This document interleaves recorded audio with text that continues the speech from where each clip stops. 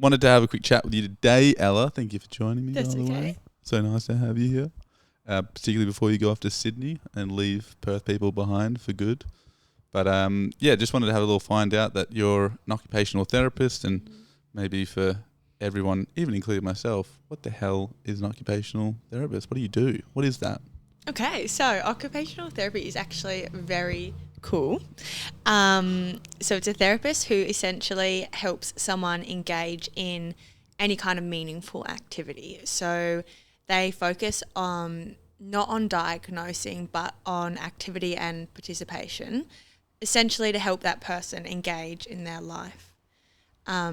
So that could be anything from self-care, like getting dressed. It could be cooking. It could be pain management. It could be mental health management, aged care. So depending on the stage of life you're at or what you're going through or experiencing will really influence how a therapist can help you.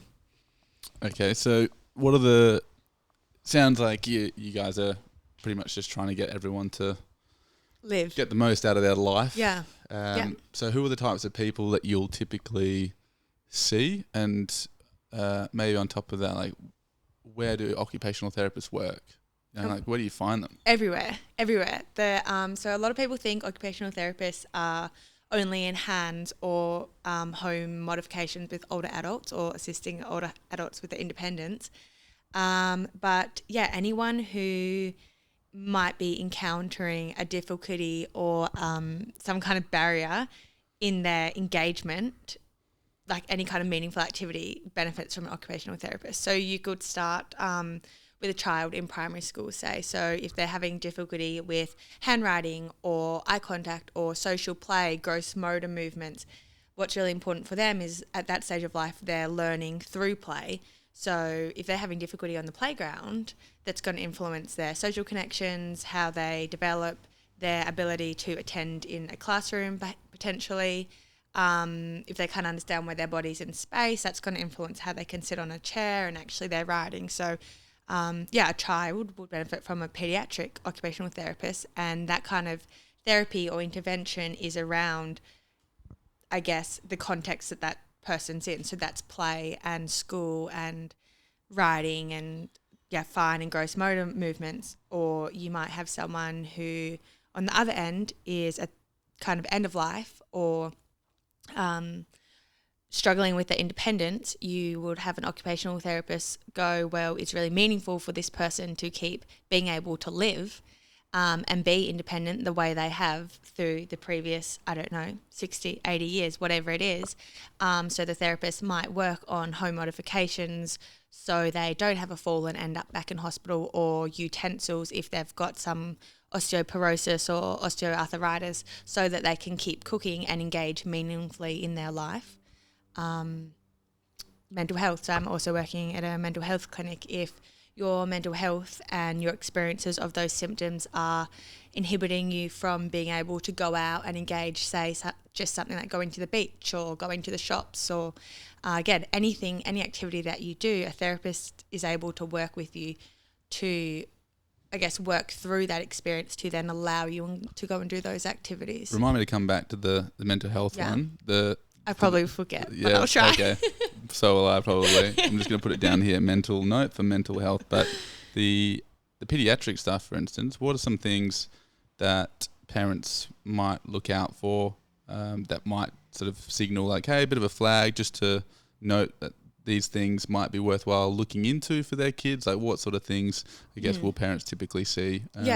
That's a good question. So I'm not a pediatric occupational therapist. Oh. No, but however, I can have a comment on that. So commonly it comes back in report cards. So it could be a lack of attention or inability to sit still, distracting to others, kind of slower in handwriting. Do you guys get a lot of referrals through GPs? Are people typically finding you privately? So for pediatrics, it's from generally the school report. Right. And I guess that's something that you don't necessarily need a tutor for because it's not academic. So then a school might recommend go and see a pediatric occupational therapist. If it's a home care difficulty, it might be more referral from the hospital if you've gone to hospital, or there are therapy kind of centres, like equipment centres, might then recommend further investigation from an occupational therapist. Pain management, it could be from a doctor or just general research as well, to be honest now. So it's actually really a lot of different avenues that you can find a therapist. So how did you, maybe before I even get into that, the mental health, so none of us forget as well. So from the mental health side, same sort of deal. When I think mental health, I don't necessarily think about an occupational therapist being involved in that space. Yeah. So what sort of things, how is an occupational therapist involved in the space of mental health? Again, super cool. I think all part of occupational therapy is super cool. So the first thing to really bring it back to is the role of meaningful activity. So if you're experiencing like depressive symptoms or heightened anxiety or voices or anything else that's stopping you from engaging meaningfully in your life, well, I guess under that broad definition of occupational therapy, a therapist might be able to help you. So one of the big things that we're working on at the moment is helping people, I guess, feel the feels and feel the experience that they've gone through, and becoming comfortable with those sensations in their body. So when they do come up, when they're out in community, that individual feels that they might have a little bit more control over their reaction, rather than it being such an overwhelming kind of experience for them. Do you have an example, obviously no names, but do you have an example of an instance, something like that you've provided an intervention or know of someone that's provided an intervention? I think it's just really common if you think of anybody with anxiety. Mm-hmm. So I guess if you think about anxiety and what happens, you might have an increased heart rate, the urge to be sick, a mind that's ruminating and wondering what's going on, sweating, which some people report like it can be quite embarrassing if they're going out. All the symptoms for public speaking. Yeah. So any kind of that anxious experience, and then working through that with a therapist to kind of remind the brain that when you're going out, you're not under threat and that you're safe, and trying to, I guess, teach ways to, or support in ways to challenge the thinking and the thoughts that you might have had where it seems like a dangerous situation where it may not actually be. And that comes through a lot of self-reflection and also formal programs like cognitive behavioural therapy or dialectic behavioural therapy, so CBT and DBT. And working through that then allows them to then complete that activity. That just had me thinking about, physio as the example for me. There's a few things that I've taken into my life as a result of just, going into physio. And one of them is obviously a lot around just physical activity and the importance of it. But one thing that I certainly started to incorporate from my learnings, something simple, was just no matter what, I'll always take stairs. So like no escalators, lifts, where it can be avoided, we'll always just do stairs. Okay. It's like a really small modification of my behaviour that as a result of what I've learned through physio. Is there anything like that you going through OT, any mental health exercises or calming things that you have at all, you feel just slightly modified your behaviour or your environment as a result of your learning? Is there anything like that sort of springs to mind? So for me, I think I would really encourage people to feel the feels and check in with their body. So if you're, the thoughts that follow, something makes you angry or sad, or you want to get into a discussion about it, perhaps taking time to step back and go, where did I feel? Like what was my response to this? Where did I feel this in my body? So I can actually just slow down and go, well, why did this actually make me upset? What's going on here? What's my own reaction? And being curious and reflective about that before taking the next steps forward. So I guess kind of more just taking the time to reflect and process each event or conversation that you have before moving forwards. And so for you personally, you find yourself doing that throughout the day, little check-ins with yourself. Do you do anything, do do you write those thoughts down at all? Is it just purely do you sort of take note of your breath and then go, how am I feeling right now? Like, what does it actually sound like in your head when you do it? I think probably the best example kind of to answer that question is crying. Like when you get overwhelmed and you get really upset and you let the tears come. And I think a lot of the time you're like, no, I'm crying. Or someone's like, why are you crying? Stop crying. But checking in and going, well, what am I responding to? Because crying is an automatic, uncontrolled response. So that's probably my favorite time to check in and go, well, you're uncomfortable with something. You need to take a moment to process this, because this is your body letting you know that you don't like something, or you're disappointed, or you're sad. So you're going to sit with that feeling, reflect on it, and then maybe let's see what the next steps are after you've taken that time. So yes, I'm a crier, but that's okay. It's totally fine. Can I ask, and if it's too intrusive, no need to answer, but how often is this like, do you find yourself having a fairly regular cry, or is it really just...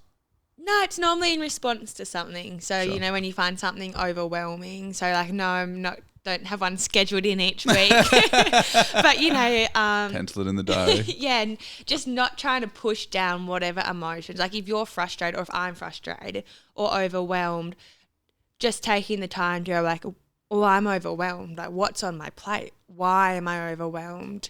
Rather than, this is annoying that I'm overwhelmed, but I'm going to soldier through it, because, that's my body trying to give me a message. Nice. That's probably should have another. Maybe I should pencil in a cry for myself at some point. So you don't get angry in terms of your response to things? You probably do, but that's your check-in. Not anger or frustration. It's usually the cry. It's sort of like, all right, let's reestablish where we're at, and then sort of decide what we need to like. Well, I don't stop the emotions. Like I can be angry and frustrated and hurt and annoyed, but it's more about just going, I am this emotion right now. What is making me angry? And taking the time for myself. What is making me frustrated? And really trying to just reflect and then replay the events that have made me feel this way, and then going from there.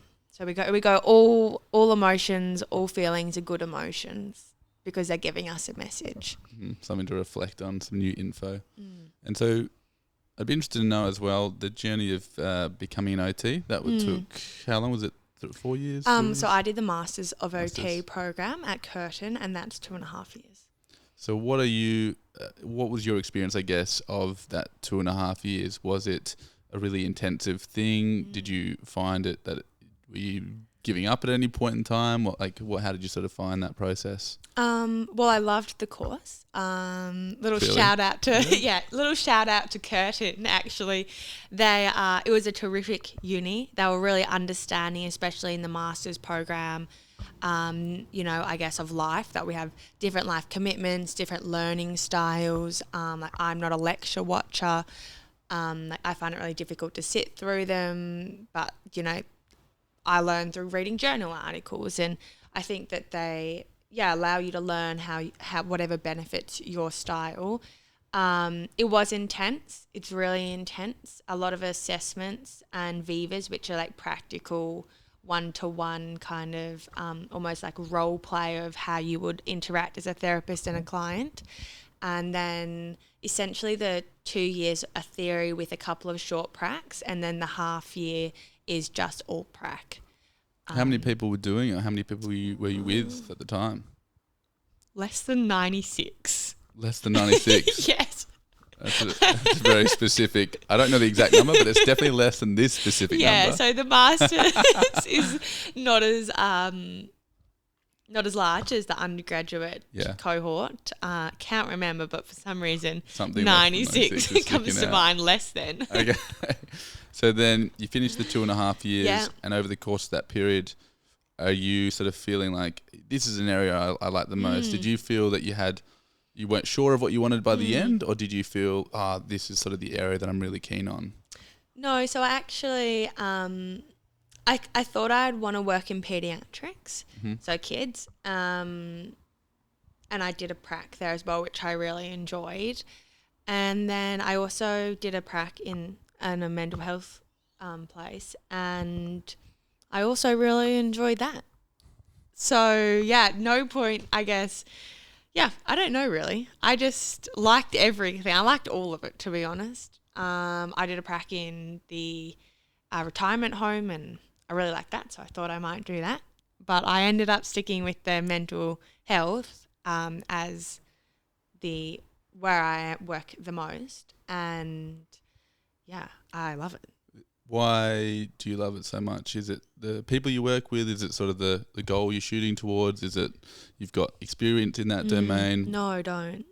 Yeah, I don't have any experience prior to my uni, my uni units with mental health, or even really understanding what kind of therapists or services are out there. But I think it's interesting because it's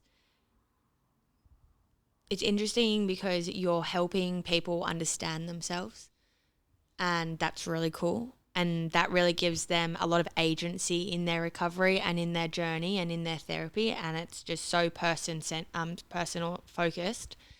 And it's also, there are a lot of avenues you can go. So my background's also in Pilates, and there's somatic therapy and mindfulness, and so many different ways you can support people with mental health and reflection and being present. And yeah, I think that is all really cool. It is very cool. And we'll get onto the Pilates shortly as well. But what did make you jump into OT in the first place? Why did this master's program stick out? How did you decide, come to it? How? It was kind of random and spontaneous. So I did a finance degree first, and then I opened my Pilates studio. You didn't want to be a finance bro? No, I didn't want to be a finance bro. I thought I did. And then I was like, ooh, for me, I think the finance bro sits down a bit much. So I don't even move my body. Be crazy. If you can't tell on the video, there's a little bit of movement going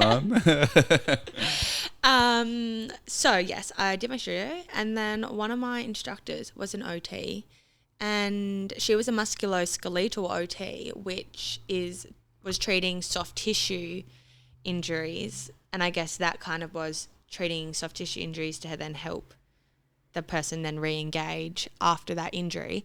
And I went and got treatment from her really just to explore what she was doing. And then she was like, I think you'd really like OT. And I was like, okay. I think I would too. So I just signed up. And then I think for the masters, you normally, there's a lot of people with undergrads in nursing or exercise sports science or physiology. However, there was another two people who had commerce backgrounds, and I don't know if that was a prereq to get in or not, but I was really nervous I wouldn't get in because I did commerce and not a science undergrad. And I was like, please let me in. I've done my diploma of Pilates. I'm so interested. At one stage I did sports science, so I've got those units. Just please. And I got in. Nice. So I don't know if it was the please or because I was going to get in anyway. Please never hurts. You know? A please never hurts. A couple pleases. A few pleases definitely helps. So you get into the course and I'm stoked. You're stoked about it. But then at the same time, as you're saying, you've got this dip in Pilates. Yeah. Do you already have a business at this time? Yeah. Okay, so because that was the other interesting part is, as you said, there's a lot of life going on for, I think, most people doing masters. All of a sudden, people have kids and families, or they got businesses or jobs or whatever else. So you actually, during this masters, had a Pilates studio the whole way through that you were running.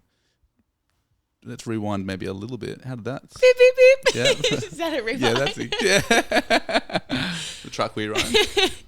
So, what was the question? So the question was, how did you get into the Pilates studio? Because that's it's a big jump into anything, like opening up a business and you're going into a degree and everything. But if we're going back, what got you into the Pilates studio? So I was actually, I was doing my finance degree and I was running a lot at that time.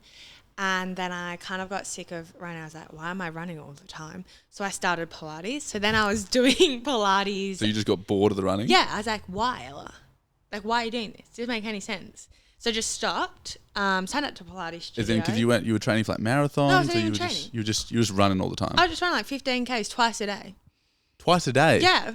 I was like, why am I doing this? And I loved it. Okay, So anyway. Definitely a mover. Yeah. So that was that. And then signed up to Pilates studio. Loved it as well. And then I was struggling with finance because I was feeling like I was just scraping the barrel. It was hard for me to understand the concepts. I enjoyed it. It didn't come naturally though. Mm-hmm. And I was thinking, oh great, like what am I going to do? Yeah, like oh gosh. So I kind of made a deal with my parents, like, okay, can I please do my Pilates course? Like I was low-key even thinking maybe I just drop out of uni, like this is just so annoying. I'm going to make a bit of a deal and see what happens. Mm-hmm. And then did my course and then got my first job as a Pilates teacher whilst at Notre Dame. I'm sorry, how long did that course take? A year. It's a year, okay. So I did the diploma, which is a government certified one. So it's a proper registration. And then I started teaching, and on my interview, you did a practice teaching, and it was my first application. And then she just called me that evening once I left and offered me the job, and I felt like, wow, this is so cool. You know, I was offered it right away. I felt like it really clicked, and then it felt easy and easy natural in terms like natural. Yep. So I did that. But it's natural because you've put in like a year's worth of work, right? I think it was more natural I just went into the studio and like just taught and didn't have to think about it. But I'm saying you only could get to that point because you'd done Pilates previously yourself, and then you did a full course for a year to really get to understand like what you were doing, and then you came out of that and you like first into a job. You didn't feel like you were a phony. You didn't feel like you were, No, so I think that was the natural part, because I guess like on the same coin, you could say, well, you've done finance for 2 years, you're in year 3, they build off each other. You should be feeling kind of natural because you've done the other 2 years, but I still didn't. However, even after the 12 months, which was still hard, it's like quite a rigorous course actually. I don't know, something in your body. You just feel settled and calm and, not like a phony or an intruder or anything like that. So you knew that this was for you. So you get the job, lady, and then what? And then I finished uni. So then I finished my finance bro degree, and then I really got it in the last semester, and my marks went up quite a lot, and I was like proud of myself. Hey. Woohoo! And then I was kind of like, oh, but dang it, my earlier marks, which were fine actually, honestly, they were credits, but I felt like they were holding me back. So I was kind of like, well, I either stay on and do a master's in finance to show everyone that I have got this now and I can do it, or I go, well, let's just open a Pilates studio because that's what you love. Mm-hmm. And that's what I did. And then I just looked it up, and honestly, it was like pretty fast process. And then I opened it. This is crazy. All right, we're going to have to like slightly slow down over this period, because you're making it sound like it's just, studio? I'll open one of those. Yeah. And the next week you've done it. Well, it was just a couple of months. Okay, so that's insane. Very cool. Thanks. But so you're thinking about opening up a studio. You've been teaching Pilates for how long at this point? 12 months. 12 months. 12 months. 12 months maybe, 12 months. And you're just feeling like, I've got this. I love this. I love this. You love this, right? So you're loving it, and then you a fork in the road, finance. Yeah. But finished it. But you finished it. Yeah. But then you're thinking, how soon into it were you thinking, maybe I should open up my own studio? Just before I graduated. So just before you're thinking, shit, maybe I should open up my own studio. And why? Because, you've got a job, you're teaching, it's doing well. Why are you going, I want to do the business? Well, I think I'm quite a passionate person. So I was like, yes, Ella, you should do this. Yeah. And this is fun. And this is just self-talk. You're like, I want to be able to do this. Yeah. I want to be able to do this. it's like business because you did business degree, although I have to say the only thing that probably helped me from that was accounting, and accounting was my worst subject. So that actually didn't help but anyway. Yes, let's go. And I also had this passion about, I feel there was a missed market of the everyday person. And what I mean by that is I think of someone like, so my inspiration, I guess, is my mum behind the studio where I go, yeah, cute. Yeah. Hi, Mum. Shout out. And shout out to Dad. Dad's also great. I felt that there was a lot of fitness studios where Pilates was advertised for like model bodies and toning and I guess that physical appearance aspect. And then on the other end, there was physio rehab Pilates. Mm-hmm. But what about just for the average person who's not interested in, I guess, losing weight or trying to be a model? Like they're just trying to live their life, but they don't want to go to the gym. Like maybe they've had, so I think of my mum, like maybe she's been working full time she's got, had to have knee replacements. Mm-hmm. She's tired at the end of the day. She doesn't want to go to the gym and, you know, be instructed to jump up a box or she can't jump, you know, like she's not interested in that. And she doesn't want to go and be encouraged to lose weight and look like a model. So, but she's too strong really to go to the physio. She doesn't have an injury. So where can she just go and functionally move her body? Mm-hmm. And I don't know. I felt personally that there wasn't a spot for her. And then I was like, bingo, you know, Mum, I can make that spot. Average Joe's Pilates. Yeah. Average Ella's Pilates. No, but they're not average. I know. So, okay, you're thinking about opening up a business because you've done a business degree. Yeah. You're loving Pilates. I'm loving life. You're making, it's like, this is obvious. Combine the two, see what we can do. Yeah. And then you're going, before you've made this decision, you're already thinking about this gap in the market. So like you're sort of, because I think that's very important as well. It's all well and good to be like, I'm going to do this, but you'd already sort of understood in your own head where it was that you were trying to fit into the marketplace. Yeah. Which again, you should definitely do that. Like, you definitely highly recommend like considering what the market is in need of before just opening up something or doing something. Yeah. So you're kind of crafting that. Are you speaking with people at the time? Is it just Ella and Ella speaking to it? Well, I'm speaking to my mum and dad, being like, hey, just want to check in that this is going to be okay with you. But no, apart from that. Okay, and then you've got a couple months that you're basically saying before you've gone from like, I'm going to do this to I'm actually doing this. No, it's like, well, if I'm going to do this, I better look up if there's a space for me. Like I need to go on to Google commercial spot to lease. Okay, so run us through. So your commercial spot to lease, are you having a search around? Yeah, and then like on the same week, this spot in Claremont comes up.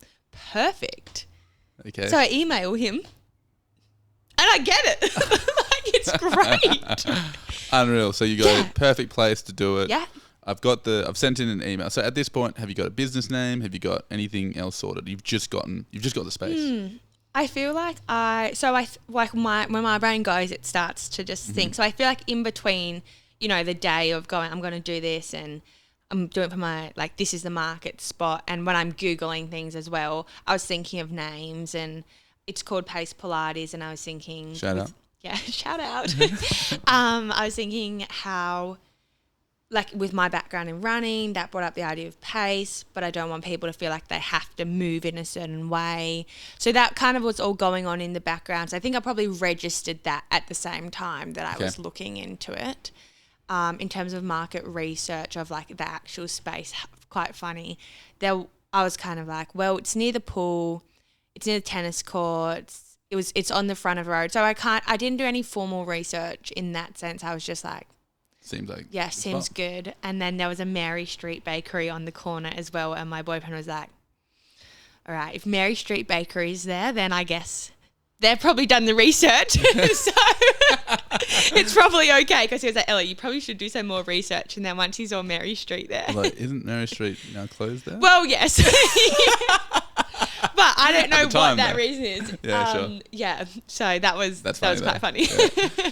So I mean this is the really interesting part, because for you, you've basically gone as quick as possible into the fundamentals required to get the business going. Because I think you can get caught up pretty easily of, oh, what should our name look like? What should the logo look like? What should these things look like? You can do a lot of stuff before you're even close to having a place, and you've gone straight for, what do I actually need? Well, you need a place to do it first and foremost. So you've gone and literally secured something within the space of within a couple of months, sort of thing. I don't know, And then from the point that you go, great, I've got this deal. You're just as excited, probably very excited at this point. Yeah. What's happening next? And now you've got a place to fit out. You've got to, market, get name going. Like, run us through a bit of a process of what happens over this period to go from, I've got the place now, to now opening. How do you go about that? So I think I probably found it in about December or November, end of November. And then it was meant to be available from February. However, the apartments that it was in weren't finished, so it wasn't already completed. And then that ended up being delayed. So I didn't move in until May. However, in that time, what did I do? Well, I had to order the Reformers, which was a little bit of a long journey because the ones I wanted had a wait list because of COVID, so they were going to be like 8 months, but then I already found the space so fast, so I ended up ordering these other Reformers, which are also great quality. So that was a bit of a, order the equipment and then had to reorder other equipment. And then advertising, I made the website. That took a long time. Gosh, that was hard. So I spent a lot of time beavering away making the website. And then... Did you use Wix, Squarespace? No, Squarespace. Squarespace. Very nice. Yes. The other ones were all way too difficult. And then what else did I do? Ordered the equipment. Had to find some instructors and sort out the insurance. And then, I don't know. All of a sudden? Just kind of came together. How much, so to open up a Pilates studio or to open up your Pilates studio, like how much cash was required? Did you have to go get a loan? What was the sort of deal from the money side? Well, conveniently I had invested in shares anyway. I mean, like beavering, because I thought I wanted to do finance for a long time. So I've been beavering away a little share portfolio for a while, and conveniently I had some afterpay ones before that became big. So I was kind of lucky that I could finance it in that way. So there's no bank loan or anything. The biggest expense is the other Reformers, because they can range from anywhere from, $5K to plus 10K, depending on where you end up.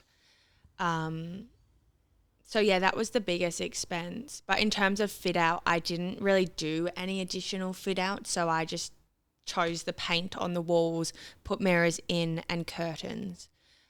But apart from that, I didn't spend time changing tiles in bathrooms or adding extra walls in or anything like that. Was that part of the deal with renting out the space, that they would do some work internally for you as well? Like, would they do the painting and the curtains? So that was all you again? Well, I never really considered even changing the space at all. I was like, it's a long rectangle, it will do. And then I wasn't going to get curtains, and then the sun came in, so we were like, we better get some curtains in. But the only thing I really spoke to them about was, could we paint that wall green? And I just even just walked into Bunnings and chose a green, to be honest. So nice. Yeah, it was all very on a whim, I guess, whereas other places, which makes a lot of sense, might have spent more time kind of creating a specific idea they had in mind, where I was more focused on, well, I have a space, I want to make it feel safe, which was with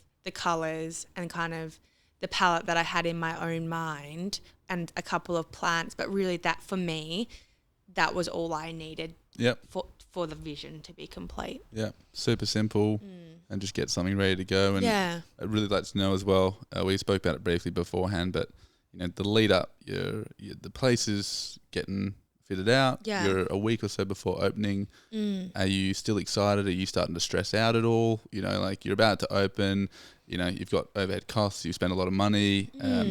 Do you already have a sense that you're going to get a lot of people in? Like, how are you feeling just before you're about to open and see what happens? No, I'm just going with the flow. Like, it sounds crazy. So I think like a little back note for 1 second is because I did it when I was so young. I did it when I was 21.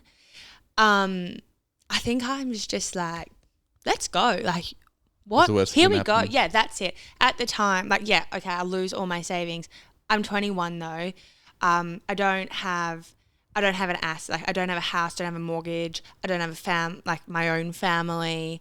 So the worst comes to the worst is I end up like a regular 21-year-old, who has no money and will just go back to uni or will go and get a job with the degree that I already have. So it felt like you do it, you have a go, and if you fall, it's okay. Yeah.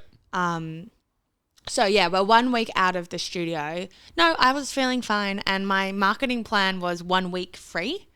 So I just put out some Facebook ads, Instagram ads, got a few influencers to, put it on their story, and yeah, we got people signing up to come to the free week, and then that really turned into some memberships, and I've got people who have been with me since the start, which is really nice.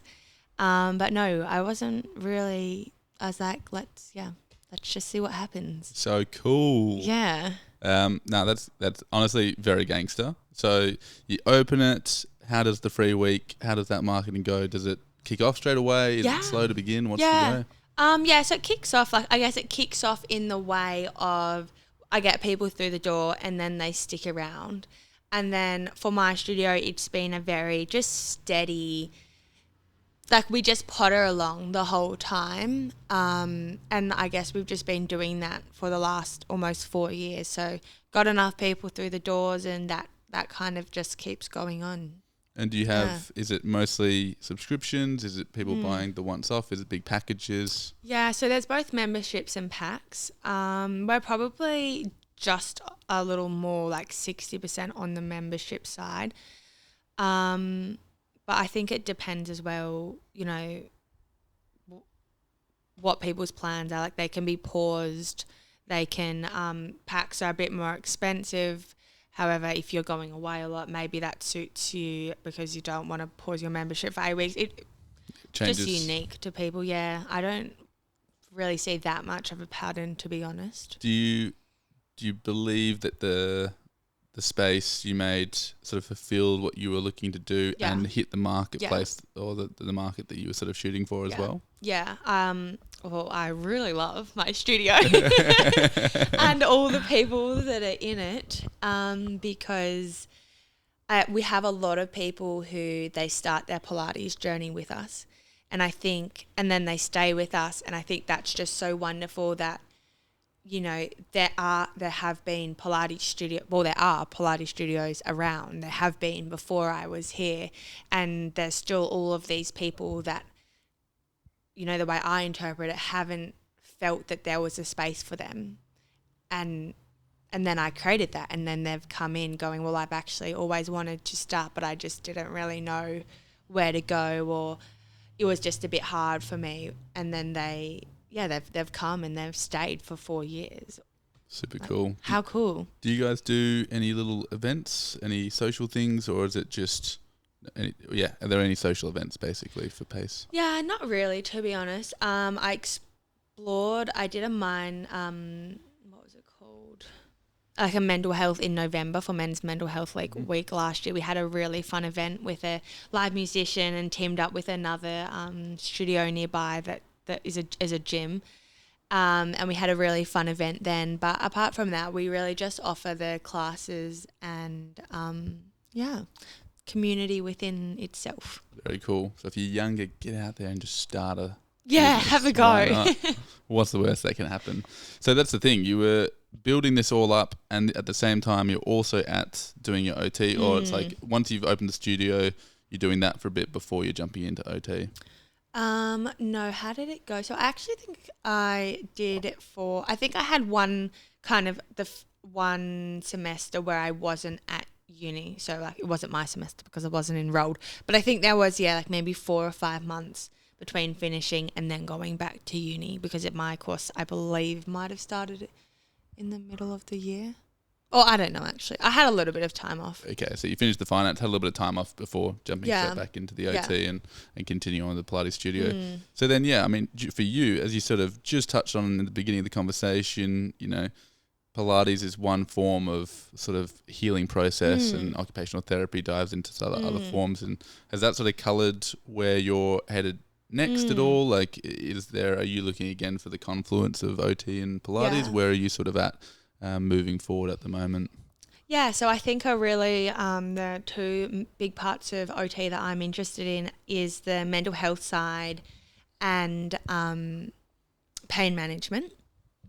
And I feel that using the Pilates equipment to support functional movement and doing movement patterns that we do in everyday life, or that we don't do regularly but are required, I believe that does fall under supporting people to do meaningful activities. And I think a really good example of that is we have it's called mindful movement. So it's for older adults. And they do a lot of reaching and twisting and those kind of movements that you do around the house a lot. And, you know, the feedback that one lady put into the group chat that we have is, I don't have to use the stool anymore to get things out of the cupboard. So for her, before, she had to rely on equipment that she previously didn't have to do. Whereas now, because she's been moving her body, and not only that, but she's been connecting socially, which has been increasing her quality of life, she's now able to complete that activity independently, which was important to her, which she had shared with us at the start. Or around pain management and trauma, I think is really interesting how trauma can be held in the body. A lot of people with trauma or going through a mental health experience have a lot of chronic pain as well as other diagnoses. And there's this book called The Body Keeps the Score, if anyone's interested, which really talks about how if we don't release that experience, how it stays in us. And we know that if we don't, like, we can't just store things. We can't store things in our body. We're not a jar. It has to come out.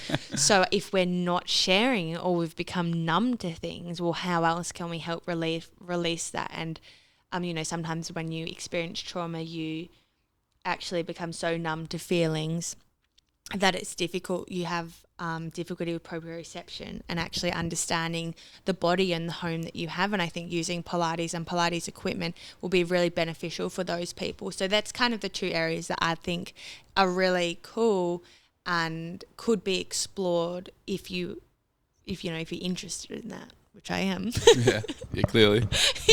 That's we learned a little bit about the chronic pain and the body map distortions that go on as a result of that, like the homunculus, the thing in the brain that sort of maps out how your body parts and your understanding or awareness of where they are in space at any given time. And when you start to develop chronic pain, the area of the brain that's like mapping that area is massively diminished, and you have like a really weak understanding of that area. And so you find that if you start to reintegrate things with things like touch and feel, and use mirrors and try and provide attention back into those areas, you start to rebuild that area. And funnily enough, the pain presentation tends to shift as a result as well. So it's basically the exact same thing that you're sort of on about. But it's really interesting to see it's so cool.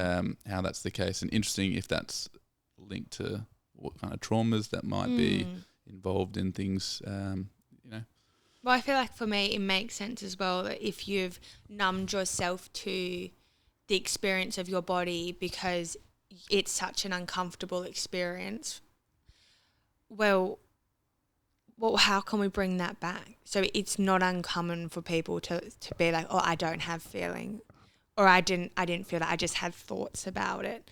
So that to me suggests that, you know, we need to do some body work to help this person feel safe and aware. And that's kind of what mindfulness as well, as being present with where you are, not only in your mind, but where your body is and how you can feel your body in the present. And then, if you've numbed yourself to those sensations and then you have kind of that adrenaline and that fight response being released in your brain, but it's difficult to feel that that's happening because you've got that numbness. But where's that response going? Because those alarm bells might still be going off, which is maybe why there's that ongoing experience of chronic pain or of anxiety or of any a host of other reasons. It has to go somewhere. So Has to go you somewhere. know, like this is where we can start to go, well, can we explore that further? And lots of different methods. Like, if it's going to help someone, you might as well give it a go. Do you find that there's anything lacking in OT that you'd like to see more of? Is there anything within the profession that you're thinking, you know, we need to tighten up here, or we're not hitting the right thing here, or there's some problems that we're not properly looking at, or some of the things that we currently do are maybe out of date? Is there anything that sort of makes you concerned about the OT, or things that you'd like to see change in OT in the future? No, I think OT is awesome. Yeah, I think OT is awesome because it's so broad. So pain management and mental health is quite a modern aspect of OT, very emerging. And, you know, a lot of people don't even realise the role that occupational therapists can play in those two areas. But as long as you're living to the value of, I'm going to support this person engage meaningfully in their life, and you've got a therapist who really believes in the interventions they're offering, I feel like you're okay. And there aren't a lot of restrictions, so there's not necessarily any restrictions on like somatic or body therapies. As long as you can clinically justify it and you believe it, I feel like the board is lets people go and explore and be passionate. Open to try and Yeah. be curious and find Yeah. out different things. Are there any types of therapy that are, maybe slightly left of field that you're interested in exploring? As an example, I attended a sound healing event the other day. I'd never done one of those before. It's like within a practice of yoga, I guess. And so I was like, well, let's see what this is all about. Give it a go. I was invited along, so I thought I'd give it a try.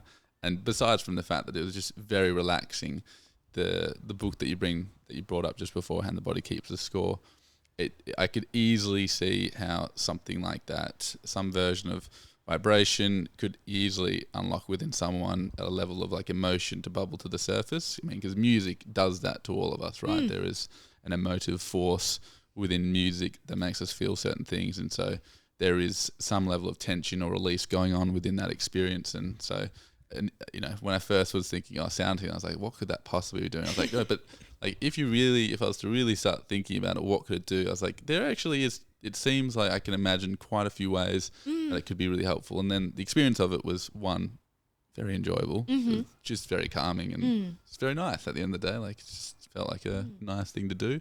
So is there anything like that you're sort of really into at the moment, or looking at, that is maybe slightly left of field? I don't know if I call it left of field. I call it emerging. Okay. Yeah, emerging. That's a nice way to phrase it, to be honest. Yeah, like I don't know much about light therapy or sound healing really. But again, if it works and it helps someone and you can see that, and you're not just offering sound healing for anyone who wants to come off the street just to have a good day, well, maybe no, I don't think that's therapy. But if you've read into it and you can see that it makes a difference and there's some evidence there, then I personally say go for it. The same like the Pilates. I know there's another therapist in Perth that does use it. There's also a psychologist that focuses on body therapy.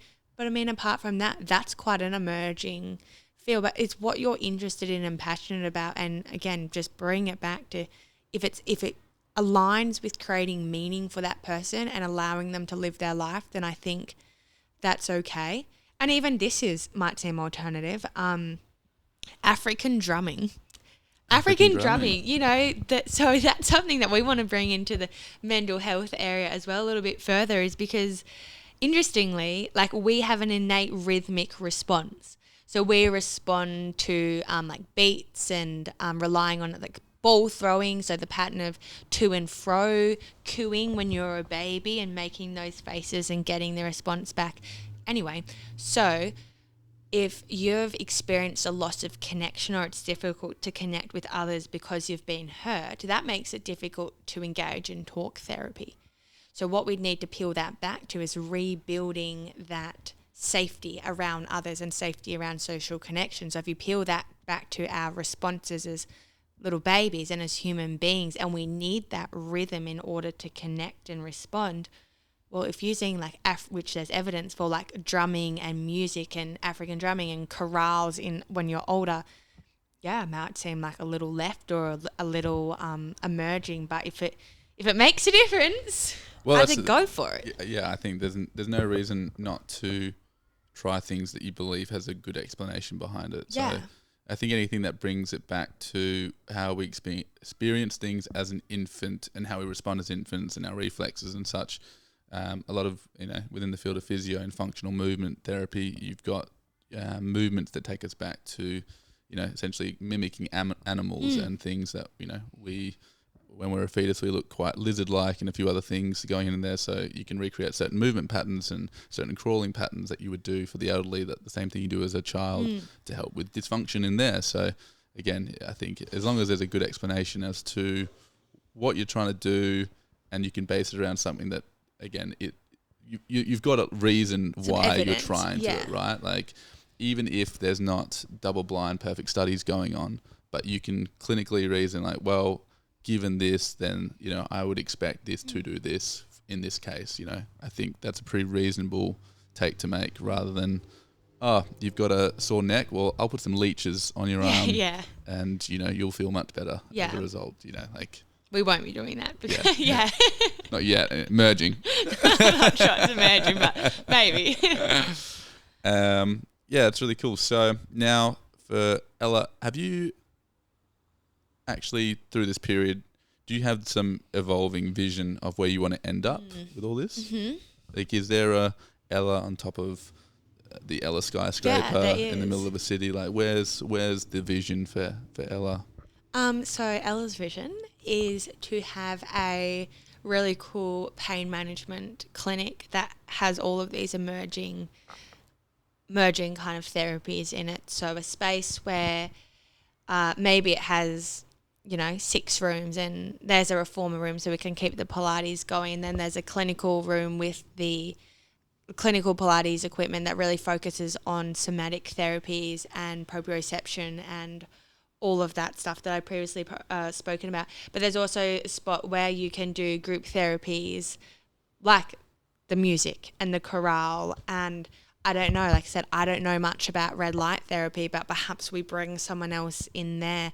I think a space where all of that, where you could come, where if you've gone, well, I've gone to talk therapy and I'm still feel like that's not enough, or I've had an injury and I've gone to a physio or a surgeon and I still feel like there's something more, well, perhaps you could come into this building and it would be there, It's like that creativity and this passionate space where we offer an environment to keep trying and keep exploring. I'm going to TM this, emergent health. There you go. Thanks. Very cool. Look forward to seeing that one come out. Final couple of things today is I'd like to just find out, you've been through a fair bit, you've opened up a business, you're going into OT. Love the fact that what you're doing, very passionate about. It's very cool to see, and the fact that you're taking big risks. Love to hear about it. So over this past, 5, 6, 7 year journey so far that it's been, any advice that, younger self would have given, or older self right now would have given to younger self going over? Mm-hmm. Let me just think on what advice I would give myself.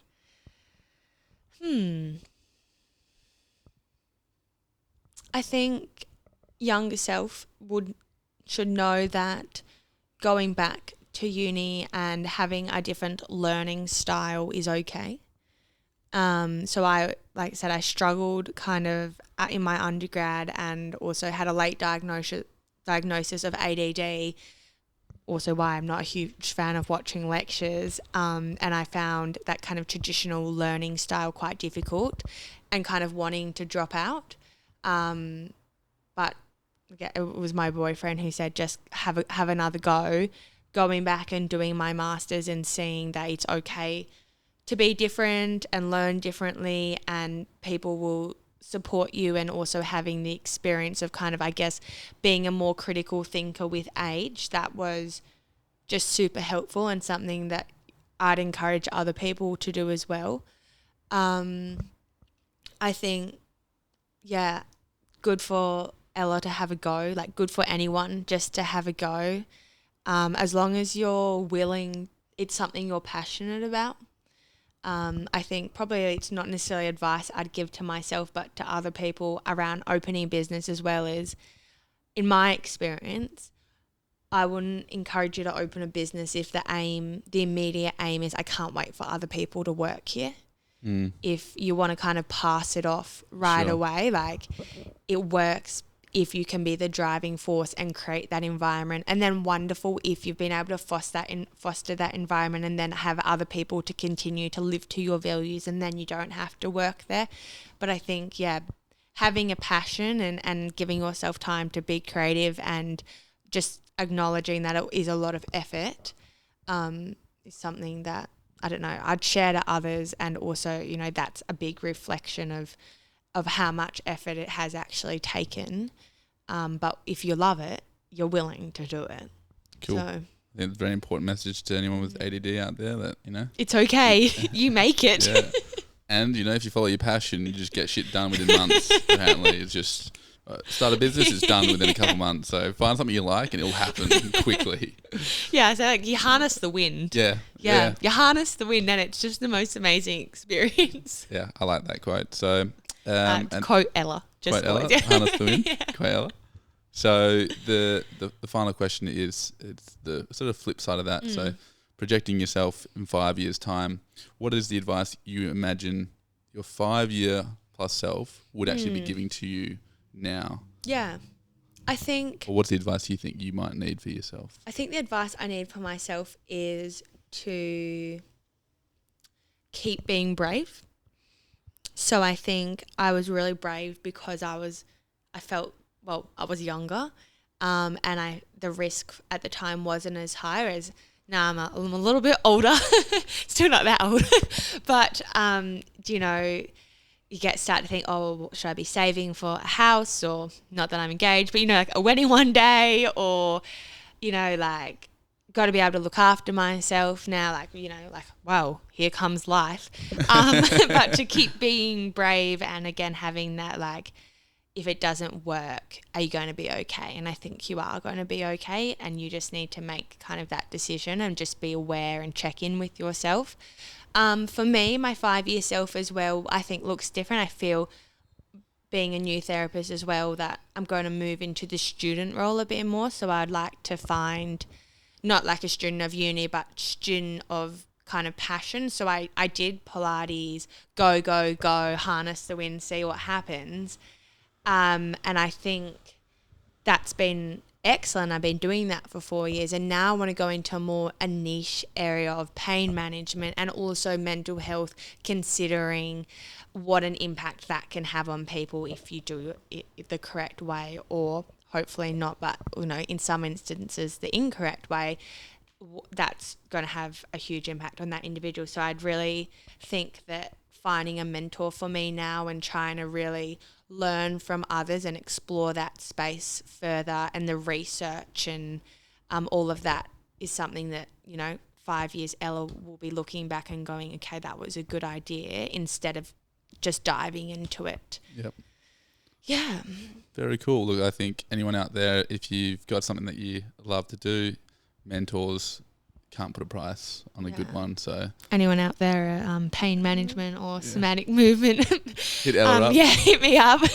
Well, so where, you know, if someone did actually want to reach out to you, so they can contact me on the Pace Pilates website, really. So www.pacepilates.com.au. If you email me there, I'll get that. And I would love to be in touch to explore that further, and still focusing though on that participation and keeping that occupational therapy lens rather than just treating the injury, I guess. So making sure it's still in that occupational therapy, and I'm not suddenly trying to act as a physio or something that I'm not. Well, hopefully now people understand a little bit more about what an occupational therapist is. So thank you very much for the chat. Looking forward to seeing the vision come to reality. I'm sure it will come quicker than I would imagine. So hopefully we get to have a chat in the future when we've got emergent health. Doesn't have to be called that, obviously. TM. Whenever something is happening next. But otherwise, good luck in Sydney. Wish you all the best. And well, I'm not going too soon, but thank you. I'll see you many times before then. Okay. All right. Thanks, Ella. No worries. Bye. Bye.